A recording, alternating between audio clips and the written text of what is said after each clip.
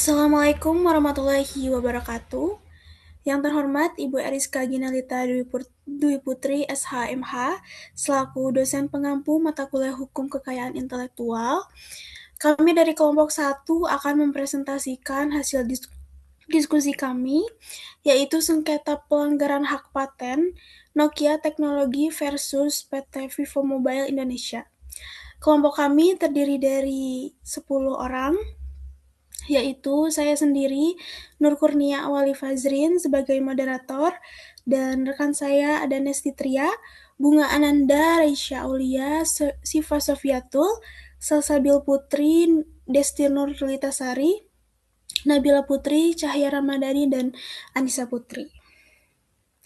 Baik, kita langsung saja ke materi yang pertama, yaitu ada pengertian hak paten dan dasar hukum yang akan dipaparkan oleh Desti. Kepadanya waktu dan layar dipersilahkan. Terima kasih moderator. Baik, di sini saya akan menjelaskan apa pengertian hak paten dan dasar hukumnya. Hak paten adalah hak eksklusif yang diberikan oleh negara kepada investor atas hasil invensinya di bidang teknologi untuk jangka waktu yang tertentu dan melaksanakan sendiri invensi tersebut atau memberikan persetujuan kepada pihak lain untuk melaksanakannya.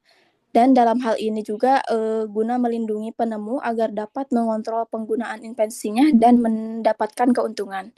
Dan adapun dasar hukum dari hak paten yaitu ada dalam Undang-Undang Republik Indonesia Nomor 13 Tahun 2016. Cukup sekian, saya kembalikan ke moderator. Terima kasih kepada Desti. Selanjutnya ada tujuan perlindungan hak paten yang akan dipaparkan oleh Reisha. Kepadanya dipersilakan. Baik, terima kasih kepada moderator. Selanjutnya ada tujuan perlindungan hak paten. Jadi tujuan utama dari hak paten adalah untuk memberikan perlindungan kepada penemu atau pembuat suatu invensi atau desain industri, sehingga mereka dapat mengklaim bahwa invensi tersebut adalah milik mereka dan tidak boleh digunakan atau dijual oleh orang lain tanpa izin mereka. Selanjutnya, pemilik hak paten itu bisa menikmati beberapa hak berikut ini. Yang pertama ada hak eksklusif.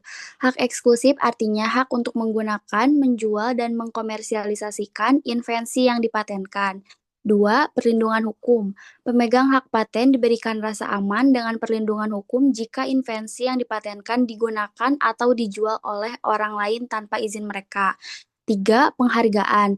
Pemegang hak paten dapat mendapatkan penghargaan dan pengakuan atas invensi yang dipatenkan.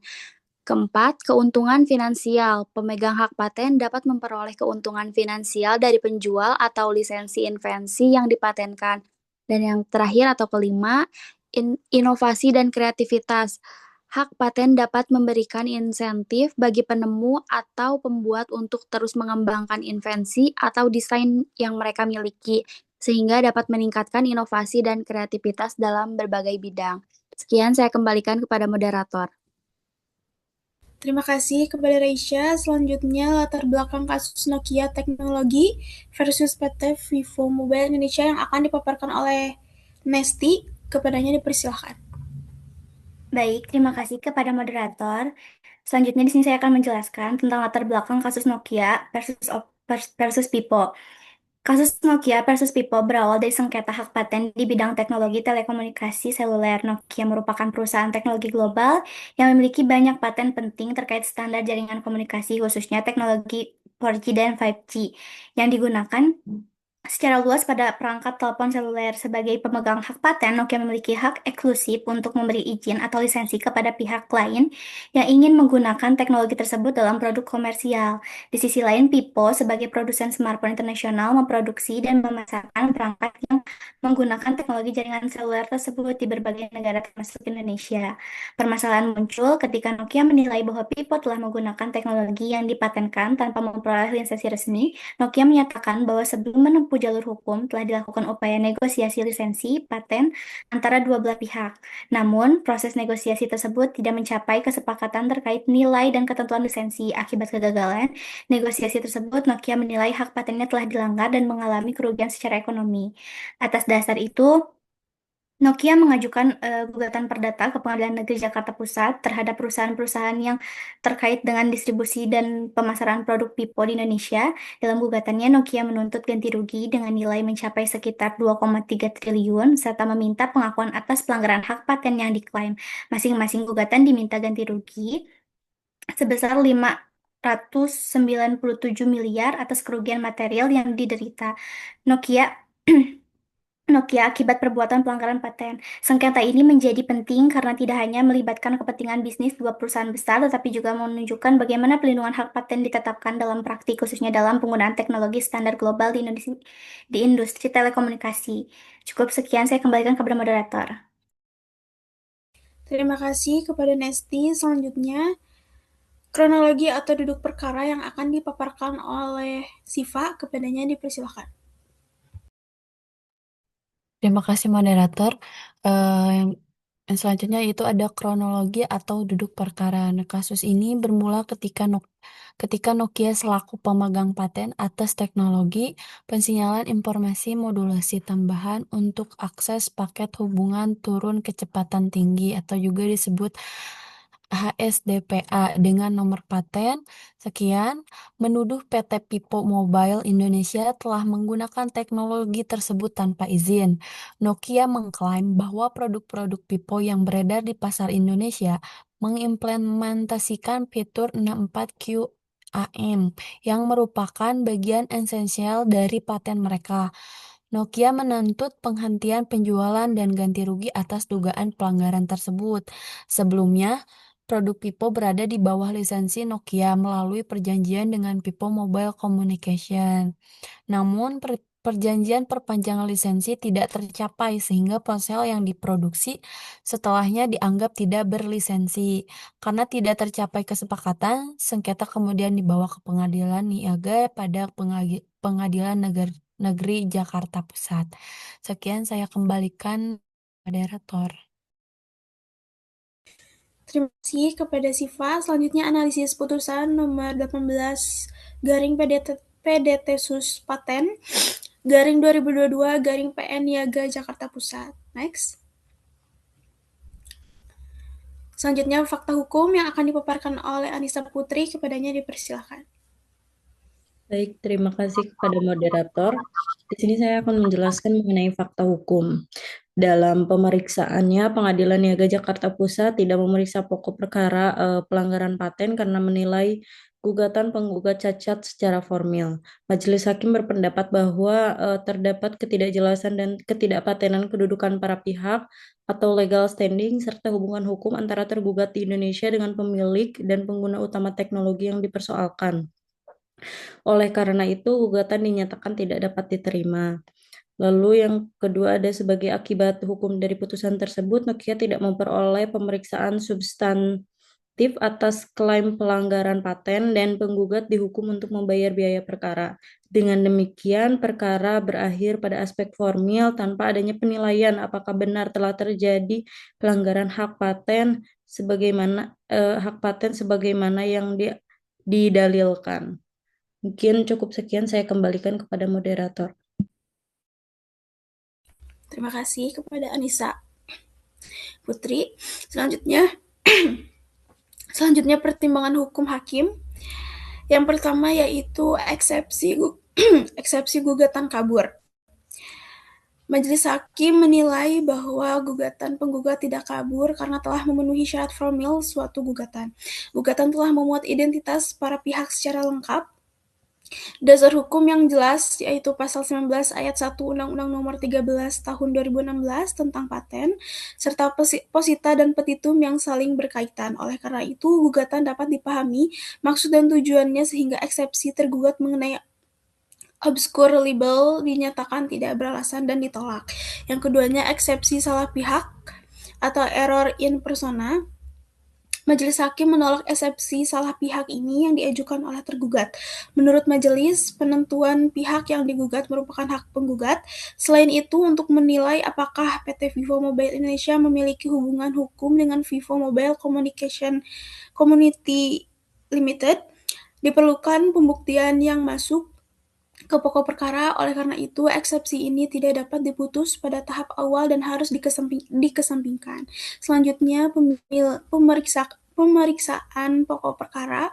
Majelis hakim menyatakan gugatan penggugat tidak dapat diterima. Meskipun eksepsi tergugat ditolak, majelis hakim menemukan adanya cacat formil dalam gugatan, khususnya terkait ketidakjelasan hubungan hukum antara pemegang lisensi paten dengan pihak yang digugat.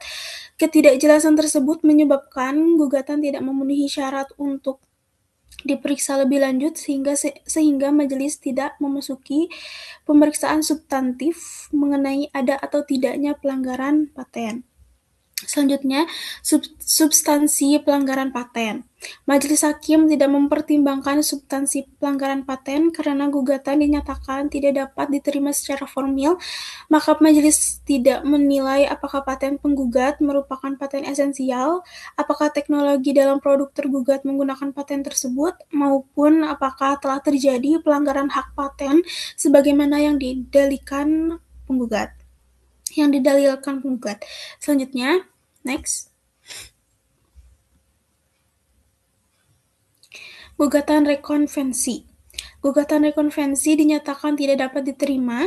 Karena gugatan konvensi dinyatakan tidak dapat diterima, maka gugatan rekonvensi secara hukum tidak dapat berdiri sendiri.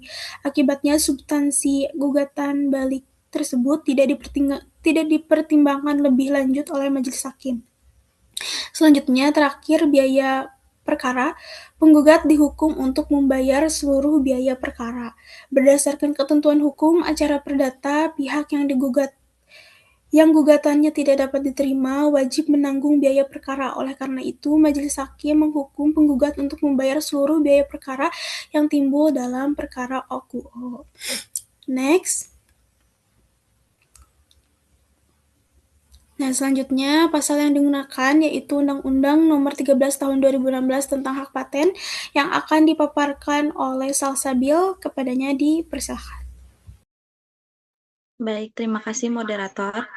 Selanjutnya, pasal yang digunakan yaitu dalam Undang-Undang Nomor 13 Tahun 2016 tentang paten. Yang pertama ada pasal 1 angka 1, yaitu paten adalah hak eksklusif yang diberikan negara kepada inventor atas invensinya di bidang teknologi. Pasal ini digunakan untuk menegaskan bahwa paten merupakan hak monopoli yang sah, sehingga hanya pemegang paten yang berwenang menggunakan invensi tersebut. Ini menjadi dasar klaim bahwa penggunaan tanpa izin adalah pelanggaran hukum. Lalu yang kedua ada pasal 1 angka 6, pemegang paten adalah inventor atau pihak yang memperoleh hak paten secara sah dan terdaftar. Pasal ini dipakai untuk membuktikan legal standing penggugat sebagai pihak yang sah menggugat karena telah terdaftar sebagai pemegang paten di Direktorat Jenderal KI. Lalu selanjutnya ada pasal 3 ayat 1. Paten hanya diberikan untuk invensi yang baru, mengandung langkah inventif, dan dapat diterapkan dalam industri. Pasal ini dijadikan dasar oleh pihak tergugat untuk mempertanyakan keabsahan paten, khususnya terkait ada atau tidaknya langkah inventif. Lalu selanjutnya ada pasal 4, mengatur invensi yang tidak dapat diberi paten. Pasal ini digunakan sebagai dasar argumen bahwa paten seharusnya tidak diberikan sejak awal bila tidak memenuhi kriteria patenabilitas. Selanjutnya ada pasal 7, invensi mengandung langkah inventif apabila bagi ahli di bidangnya tidak dapat diduga sebelumnya. Pasal ini digunakan untuk menilai apakah teknologi yang dipatenkan benar-benar memiliki unsur kebaruan dan inovasi. Selanjutnya, ada pasal 9, mengatur larangan pemberian paten atas isi invensi tertentu.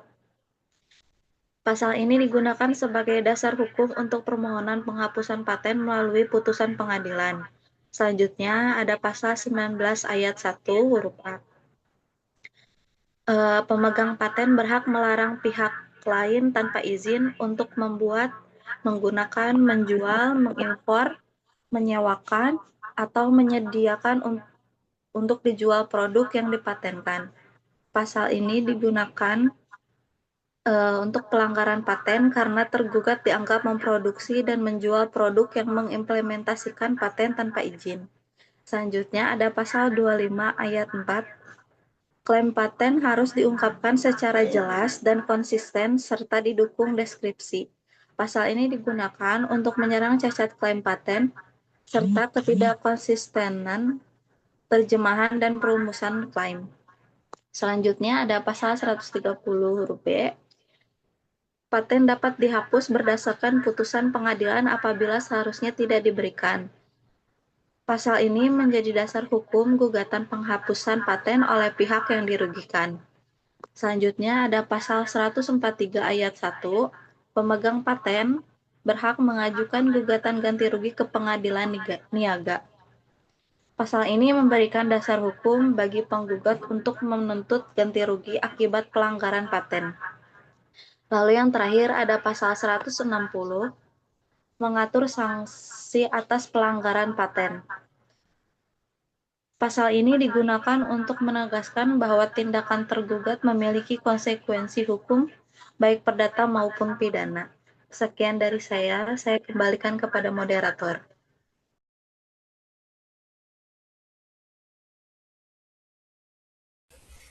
Terima kasih kepada Salsabil. Selanjutnya amar putusan yang akan dipaparkan oleh Nabila, kepadanya dipersilakan. Baik, terima kasih moderator. Di sini saya akan menjelaskan mengenai amar putusan yang pada intinya hakim tidak mengabulkan gugatan dari si penggugat. Lalu setelah diteliti dalam putusan ini, hakim tidak masuk ke substansi pelanggaran paten, melainkan menghentikan perkara karena gugatan dinilai cacat secara formil. Dan secara prosedural juga putusan ini tepat, namun secara substansi belum memberikan kepastian hukum atas perlindungan hak paten. Dan unsur pelanggaran paten sama sekali juga tidak diuji, karena dalam putusan itu tidak ada analisis mengenai ruang lingkup klaim paten, lalu perbandingan teknologi, kemudian penggunaan tanpa izin, dan juga unsur pelanggaran pasal 160 UU Paten. Kemudian, apakah peristiwa ini dapat dikategorikan sebagai pelanggaran hak paten? Menurut kami, kelompok 1, secara yuridis, peristiwa ini berpotensi dikualifikasikan sebagai pelanggaran hak paten. Karena alasannya yang pertama yaitu adanya hak paten yang sah dan berlaku. Jadi secara hukum, hak paten itu memberikan hak eksklusif kepada pemegangnya untuk menggunakan atau melisensikan invensi teknologi tertentu. Jika teknologi tersebut digunakan pihak lain tanpa persetujuan, maka secara normatif telah memenuhi unsur awal pelanggaran paten. Lalu yang kedua yaitu penggunaan teknologi dalam produk komersial. Jadi dalam hukum paten, penggunaan teknologi berpaten itu tidak mensyaratkan peniruan fisik, tetapi cukup dengan digunakannya fungsi atau metode kerja yang sama dalam suatu produk yang diperdagangkan. Kemudian yang ketiga, tidak adanya izin atau lisensi. Jadi penggunaan invensi itu tanpa lisensi dari pemegang paten yang merupakan inti dari pelanggaran hak paten. Terlepas dari itu apakah teknologi tersebut bersifat standar atau kompleks. Lalu yang terakhir adalah hak paten bersifat teritorial. Jadi selama paten itu tersebut terdaftar dan berlaku di Indonesia, maka setiap penggunaan teknologi tersebut di wilayah Indonesia dapat dikualifikasikan sebagai pelanggaran apabila tanpa izin. Jadi secara yuridis penggunaan teknologi berpaten tanpa izin itu pemegang paten itu berpotensi dikualifikasikan sebagai pelanggaran hak paten. Namun penentuan akhirnya bergantung pada pembuktian teknis terhadap ruang lingkup klaim paten dan penggunaan teknologi tersebut. Sekian saya kembalikan pada moderator. Baik, terima kasih kepada Nabila. Selanjutnya, dampak kasus bagi perlindungan paten yang akan dipaparkan oleh Cahya. Kepadanya dipersilakan. Baik, terima kasih kepada moderator. Di sini saya akan menjelaskan terkait dampak kasus bagi perlindungan paten. Kasus sengketa paten antara Nokia dengan Pipo ini memberikan dampak-dampak yang sangat signifikan bagi perlindungan.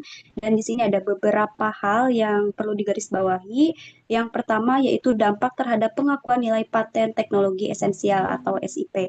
Jadi penyelesaian ini mempertegas pentingnya standar esensial patents atau SIP, khususnya dalam bidang bidang teknologi 5G.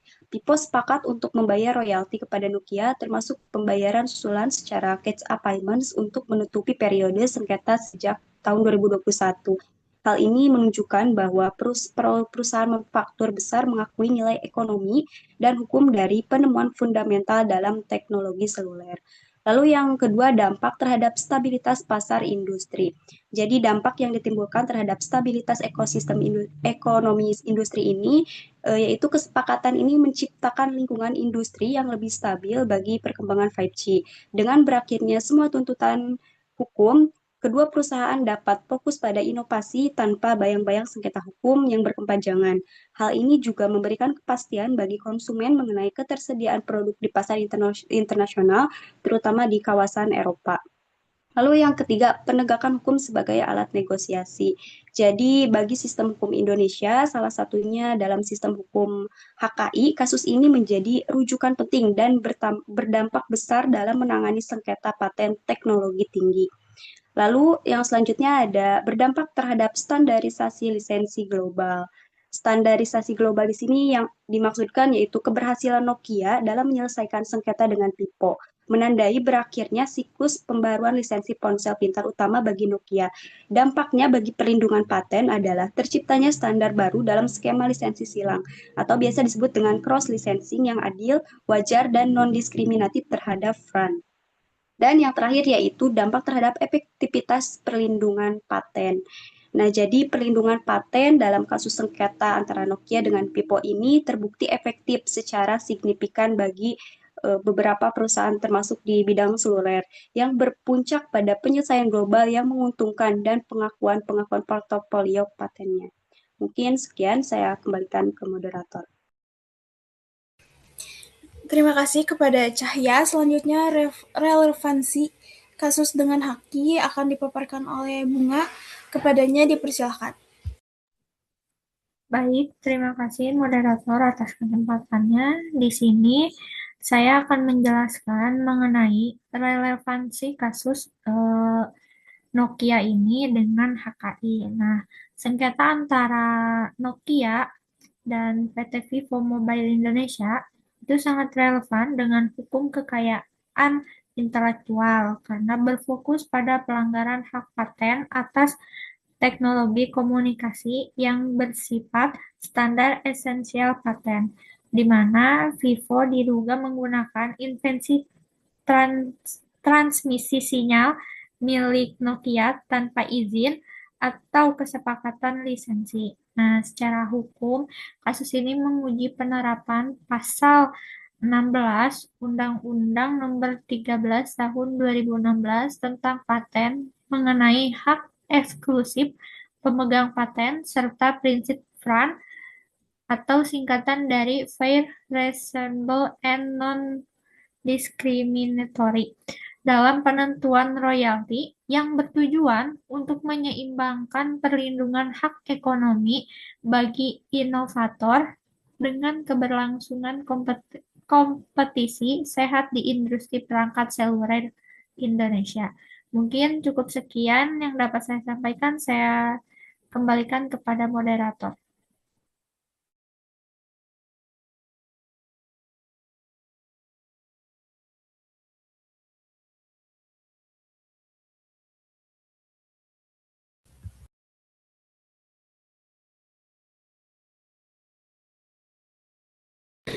Terima kasih kepada Bunga. Mungkin sekian untuk pemaparan materi dari sengketa pelanggaran hak paten Nokia Teknologi versus PT Vivo Mobile Indonesia.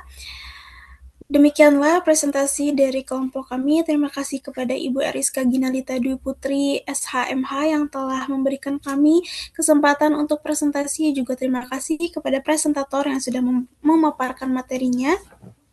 Saya mewakili kelompok saya mengucapkan mohon maaf atas segala kekurangan dan keterbatasan kami, dan terima kasih kepada teman semua atas perhatiannya. Akhir kata, wassalamualaikum warahmatullahi wabarakatuh.